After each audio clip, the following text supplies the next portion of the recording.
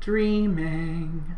Well, hello everybody and welcome again to an all-new Dr. Question and Answers. My name is Neil Hutchins Resto, aka the Treat Fairy, and I'm here to bring you Dr. Gina Question. Dr. Question, we want to follow up today on some vaccines. We want to touch base on some stuff with wasabi, catch up on everything that you guys been learning and doing, and oh my goodness.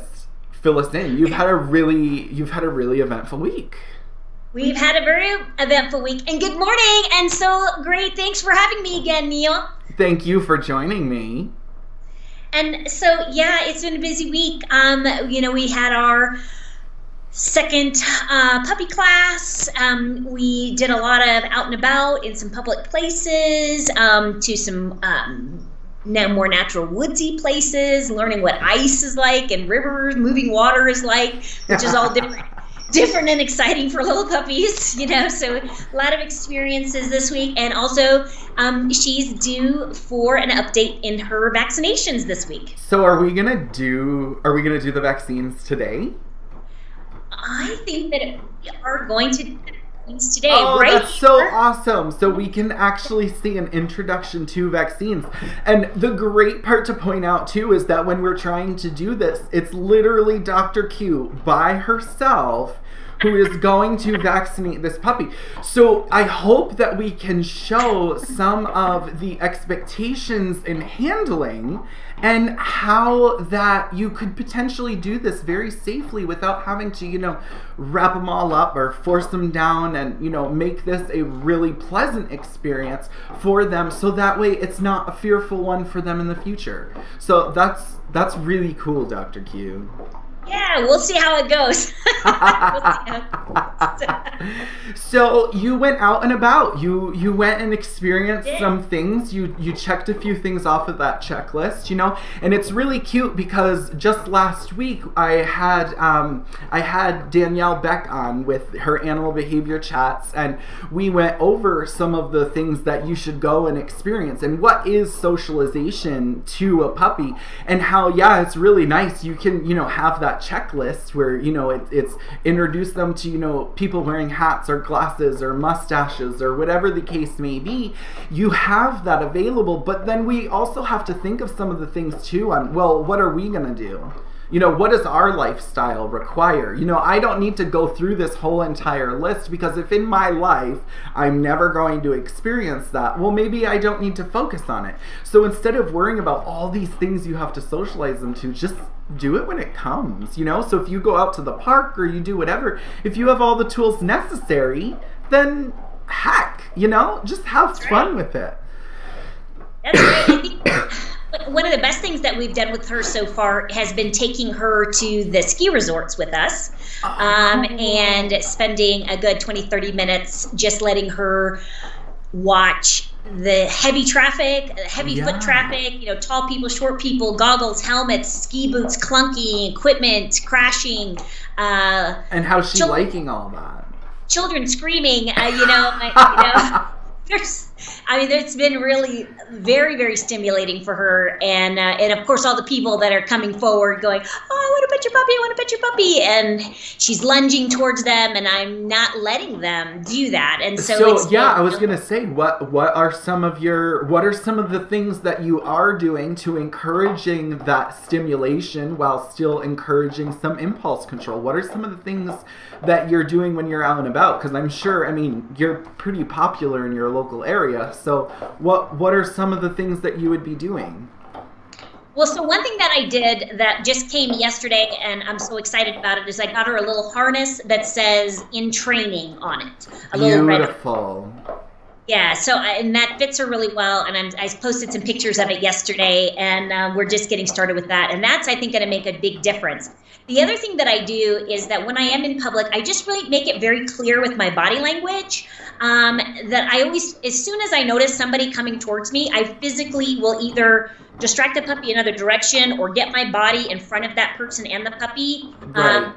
I make it really clear that I'm really not interested in you touching my puppy. Right. And And so do you think that you're applying some sort of a body block to that person, but do you think that's affecting the puppy in any way from discouraging them to want to engage with another person? So would you technically say you're thinking of the puppy first and the person second? Absolutely. Yeah, absolutely. So I need to protect her. I mean, I don't know if they have a dog at home. I don't know if their dog has kennel cough. I don't want her getting exposed to things. Exactly. And I also don't want little kids, yanking on her ears or something if they're kids that don't know how to handle a little puppy. And then, you can tell people 100 times, please don't let her jump on you, and they won't get it. And so, so if there's something you don't want to happen, you just have to not let it happen. And so I literally will go behind, a chair or behind a sign, or, as soon as I see people sort of beelining, I sort of, as quick as I can, beeline somewhere else so that there's a physical barrier or my own body or something to really make that person stop. Right. And then if they stop and they smile and they stand there for a moment and then the puppy's calm and then they go, oh, may I pet your puppy? Then I will allow an interaction. Right. And so it's just been really fun. I've been meeting a lot of people, and I know some people think that I'm terrible and awful because I won't just let them maul my puppy. So, Dr. Q, this brings up a really cool point, and we had done another chat, but with all of the puppy going on and everyone talking about puppies, it's really cool that I can bounce these different feeds back and forth. And, we discussed with Lauren Watts, who is a puppy school tutor out of the UK, and we discussed about puppy classes and leashing puppies or having off-leash play and what are play dates and what are all these different things we could be doing for our pets that ultimately could be injuring them. What are some of the precautions that we could be taking to ensure that we have a successful, happy, and productive class program? So what are some of the things that you would suggest in your classes? Well, I think that, first of all, it's, as you and I say over and over again to each other, it's safety first. Safety first. And if I don't have a way to really keep my puppy contained where I want her to be, and I never have her out in those circumstances with all those people and activities and stuff without her being on a leash. And yeah, sometimes it's frustrating because I want to walk here and she doesn't want to walk. She's distracted by this or that. And so a lot of times people, I think, with puppies will just let them wander off leash because they're like, well, they're just a baby and I can just pick them up or carry them. But then they're not learning any skills as far as they're not learning those leash skills. Well, then there's that one time that you're like, oh, I think I can catch the puppy, and you don't actually catch it. Oh my goodness. And we're going to go see if we can catch up with Dr. Q here.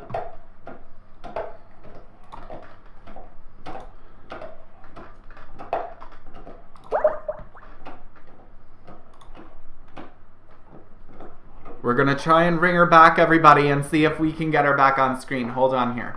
She was having a bit of a computer issue. It might have died on her. It wasn't plugged in. It's okay. Dr. Q! Ringing, ringing, ringing, ringing, ringing, ringing, ringing, ringing, ringing, ringing, ringing, ringing, ringing, ringing.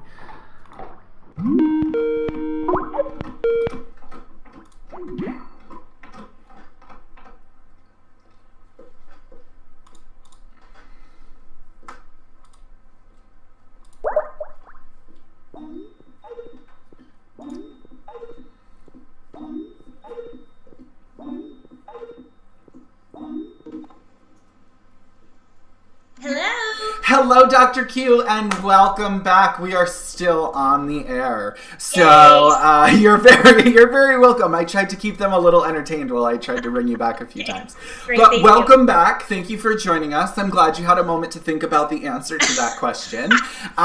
If you didn't want to answer it, you could have just said so. You didn't have to, just hang up on me and run away.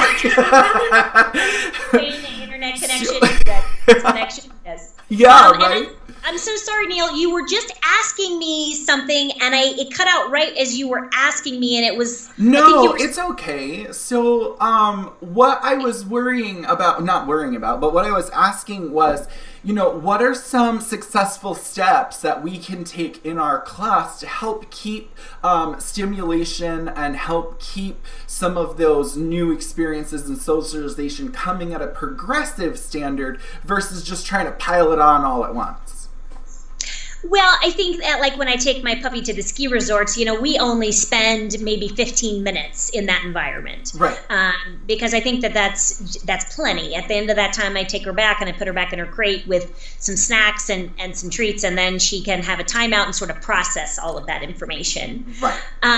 Neil, I have a question for you, I suppose. I know that you spoke with Danny and you had some guests on from the UK specifically that have a lot of experience with puppies, and I'm just curious if you can give us any insight into some of the ways that they do things, how they conduct their classes, what they think is important, like those first few weeks in those classes. So some of the rundown basically that I get from my different experiences, conversations, discussions with different people around, specifically in the UK, I've run into a group of instructors that have mentored under Gwen Bailey, and she's a behaviorist in the UK, and she's actually very well known here in the United States and in a couple areas internationally. But one of the specific details that they like to discuss is that they want the experiences to be successful in small rather than trying to fit everything in all at once. And, I enlightened them a little bit with my Treat Fairy-ism of, my Treat Fairy-ism is find the teachable moments. If it's not one of those things that you can specifically, just run into, maybe you might need to set it up. Maybe you might need to find that opportunity to do something like that. One of the pieces that they really discuss too is that they try to do most of their stuff on leash, unless it's a specific play date or it's something that they're doing to train the engagement with the animals.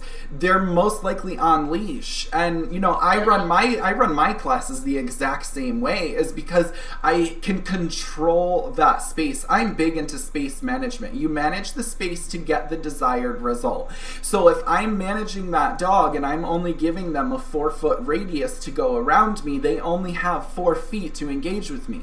Now, if that means I can't get their attention back, I may just walk away. I may pick up my leash and walk 3 steps, make it a let's go, it's really happy, it's really active, get them back with me again, go back to my spot, still keep them on that 4-foot radius, and try to do it again. I try to make those times as accessible as possible and as successful as possible.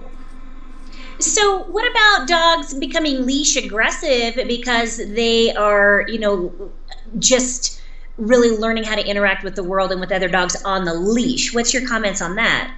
That means every dog that has a fence is going to have fence aggression. Right. And they don't. They don't. They Right. don't. There's plenty of dogs that go out and they play in their backyard, and they would get fence aggression.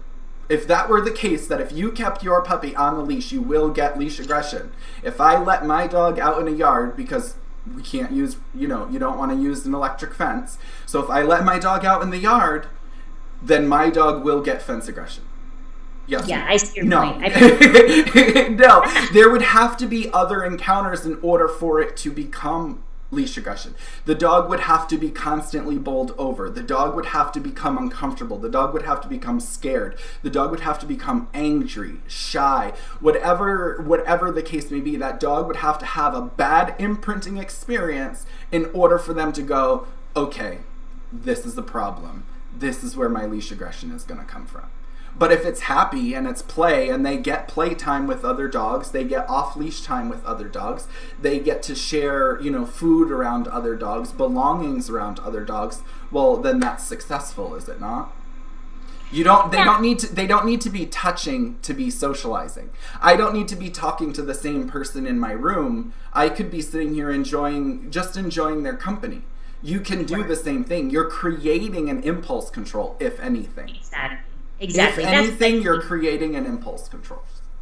I think that the impulse control is so important. And I would think that, and from your experience, that by spending time first concentrating on the impulse control, that then when you do have the opportunity to have the reward of being free, that because you've already practiced that impulse control, that's going to carry over into that free time as well and make those interactions be less hyper excitable. So how I make the interactions be exciting is I introduce my puppy to, usually it's about a 2 to 3 week period where they're in their house training stage, but that I only give the attention scheduled, and I only give the attention if they've done their requirements of going to the bathroom outside and things like that. If not, they're in a containment area with their own toys, their own belongings, their own music,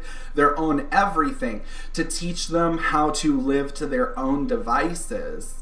And then we also experience things when we go out. So, I'll put them in the backpack of Loki, and then we go out and we do different things and so on. But then when the people get these puppies, they're so well socialized because all of the things that they're doing is outside of their regular realm. So it's just this all-encompassing. It's like going to school. It really is. It's like getting a solid education. And I do all of it, click and treat, click and treat, click and treat, through the entire process. And sometimes it takes 3 weeks. Sometimes it takes 6 months for the dogs to be able to get to their own devices, that impulse control, to where I can then hand it off to somebody else and go, okay, you have a dog now. You know what I mean? Like with in my case, I can't just, I'm not just training a pet dog. I need this dog that can literally think for itself and then be able to think for somebody else. So their social ability needs to be higher than anything you've ever seen. So when I do some of my videos and I'm in the malls and I'm doing different stuff, people get all frustrated with me because I say I'm stacking too much. If anything, I don't stack enough. I have a dog right now we're working on. She's a little iffy on escalators, but she's still working on us putting boots on and leaving them on for a long period of time. I'm not going to put those boots on her, bring her to the mall, and then make her do an escalator because I'm just stacking way too many things on her. So we have people that are getting upset right now because her paws aren't protected. But then at the same point, I'm looking at a behavioral aspect where I could completely flood this dog, and then I either A, have to start over, or B, I ruin it and I can't get it back. And what I think I would like everybody out there that's listening to really tune into is that these principles are really sound for no matter what kind of animal you're dealing with. So these are just as relevant if you're training a horse as they are if you're training a puppy or a bird or any other kind of animal. So we always have to take that into consideration. The stacking, as you described it, or placing too many new things on at one time, as well as take small increments, and just everything you're describing. I just think it's really important to keep in mind that this is just sound, basic science and training. Yeah, and the cool part too is we can actually bring in some horse discussions too, Dr. Q. You and I, we could totally get into some horse discussions here in the future. Yeah, I'm really looking forward to that. But should I go ahead at this point and get Wasabi and let's do the vaccine? Yes. Yes. So let's do that. Asked me if we could do it right on camera, so we're going to see how this goes. I don't know if this is going to be what you're hoping to see, maybe a disaster. No, I'm just kidding. But is there anything specifically, you just really want to see like how I can do it, handling it by myself? Here's the thing. Set it up for us. I mentioned to you earlier off screen that I have a little principle that I follow, and it's feed for duration. And the reason I do this is so that way I can feed frequently, and then as time progresses, I can reduce how often I'm feeding and stretch out those time frames till I get to the point where I can literally, okay, I'm going to shoe your feet, and then I'm going to give you a cookie after. Because that's one of the things that some people have to realize too, is once we get into cross species, we can learn some alternate train of thoughts that we might not have understood when we were just looking at one primary species. So one of the things that we do in zoos and different behavior consultants around the world is they teach the animal how to accept the vaccine. So if you would be able to do a stand with a couple clicks here and there, and if you feel comfortable enough where you feel you can administer it without forcing her down, would you be willing to show that to us on stream? I certainly would. Now, I think the one thing that everybody would understand is in a zoo, a marine mammal environment where they're training and habituating these animals to getting vaccines, it's a process that takes anywhere from a few days to a few weeks to acclimate the animal before they actually give the vaccine. Correct. And so and my puppy at this point has no training at all in any of those, well, very few of those behaviors. She does a down, but she certainly doesn't know a down stay. And so I think, for, again, safety first. From safety your dog's not perfect yet, Dr. Q. What is wrong with you? Yeah, no, we have to go ahead and just kind of get it done because she needs to be vaccinated today or in the next few days. And so we can certainly kind of combine the best of both worlds as close as I can, but it's not going to be exactly perfect husbandry training at this point. Maybe in a year from now it will be. But let me talk about what I'm going to do for the vaccine, if you can sort of see here. So I have her vaccine and the diluent. So most vaccines come this way, where you have like a powder and then you have a diluent that reconstitutes it. And so first I'm going to bring up there we go, my diluent. And then now that's just like a saline solution, correct? Just saline. I'm going to put it in there, shake that around. Now, time I've done all this needle has been in and out of this rubber cap and the rubber cap on the other bottle, how many times? 3-4 times. It is not sharp. No. I would not be happy if you stuck this in my body. So one thing that I don't think a lot of veterinarians do, even though we should, is at this point I always switch out my needle. Because it's just not fair to the animal. They need to have a brand new needle that's never been through any kind of a rubber stopper before you vaccinate them, so it doesn't hurt. Well, that's the thing too, is the rubber is so much more deteriorating than even our epidermis skin would be. So, it's true. really, really important to understand that when you force that needle through something, it eventually is going to dull. So even for those people who right now, if you have a diabetic animal or you have some sort of a condition that requires you to give it a needle on a regular basis, make sure you get sharpened needles. Do not reuse needles. Thank you. Some people are like, oh, you can use that same needle 2 or 3 times. No, and you cannot. My opinion on that is, I think if it was you, that you would want the doctor to take it. Okay, perfect. Then you know what? You're gonna get this vaccine today. Let's see. Right. Let's see. You're gonna get this diluent, and we're gonna just give it to you like that. You won't mind. You won't mind. Let's see. Let's see if you mind. Now, if I offer you a Hershey bar, will you sit there and take it? I might. What would you do for a Klondike bar?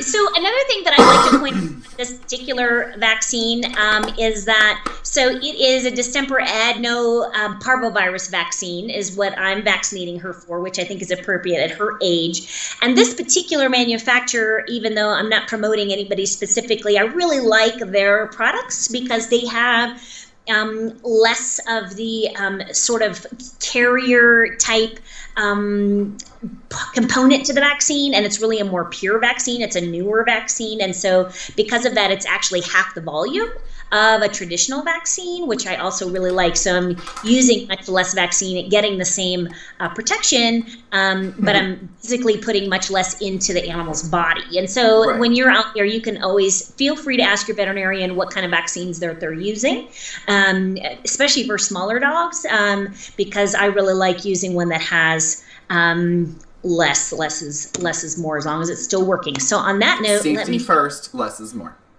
Yes, less is best. Cheapskate Treat Fairy. So my puppy is upside down and asleep in this crate. So we'll see if I can get her interested in getting up. So while you're doing that, you know, it's one of the instances that I like to talk about in your handling. You can handle your puppy. You can touch your puppy. You can, you know, mold your puppy, manipulate your puppy. But it's not to say we want to force the puppy around.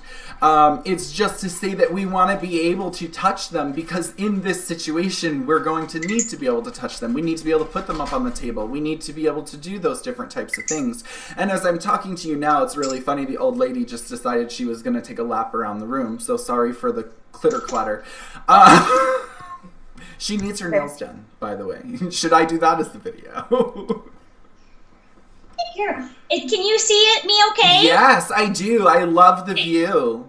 Okay, good. So, first of all, I have a yoga mat actually down so that she's on a non-sliding surface. I think that's really important. And, of course, I have my treat Sandy, even though she's a little tough because she's not a super food-motivated dog. The Mastiff part of her comes out to where she's kind of slow, a little bit slow and lumbering. Yeah. And so nothing gets her too excited, not even food, really. Right now she's much more interested in nibbling on my... Some trainers would say you just haven't found the right food yet. That could be, and she definitely has different levels of tastes. Different things. Yeah. So, with seeing her... So as long as you don't turn away completely, we can still hear you. Yeah. So she's here. I have my needle and syringe. And what you want to do is usually vaccines are going to go maybe right here where they have a lot of loose skin on the back. You can probably see me picking her skin up. Yep. And so I'm just feeding for duration, as you said. Take the needle off. Yay!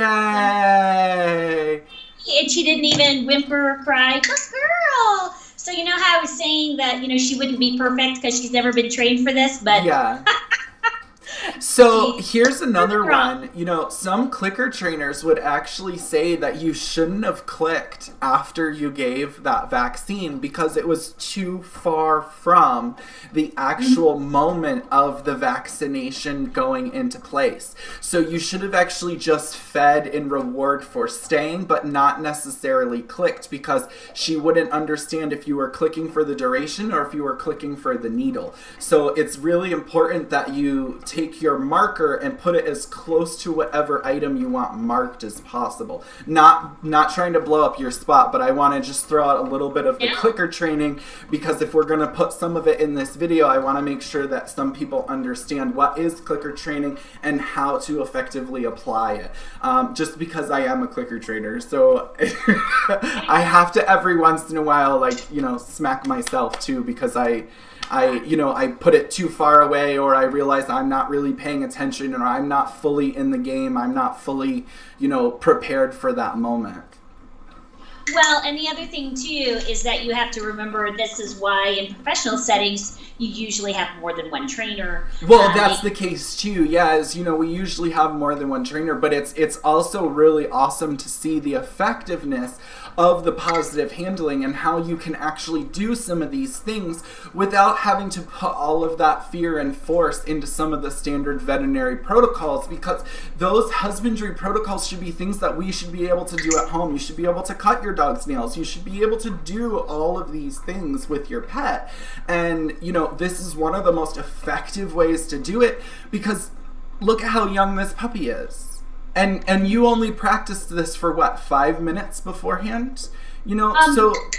Yeah, the only practicing was just putting her on the table. We never practiced any of the rest of it, so yeah. Yeah, exactly. So it just goes to show that if you have those foundations in the beginning, if you've set that puppy up for success within those first couple weeks that you get it, once you start to hit that socialization period and the older puppyhood period before you go into adolescence, before you hit that 6 months to a year and a half age range, where you're gonna have that puppy that just wants to throw you the bird all the time because your recall's gonna go out the window, your sit's gonna go out the window.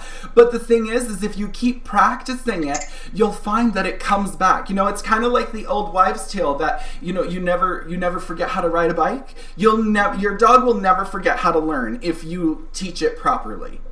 It will never forget how to learn. They will always love to learn.